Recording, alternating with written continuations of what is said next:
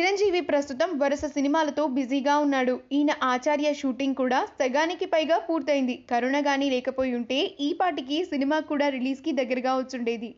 చిరు పుట్టినరోజు సందర్భంగా పోస్టర్‌తో పాటు మోషన్ పోస్టర్ కూడా రిలీజ్ చేస్తామని అనౌన్స్ చేశాడు నిర్మాత రామ్ చరణ్.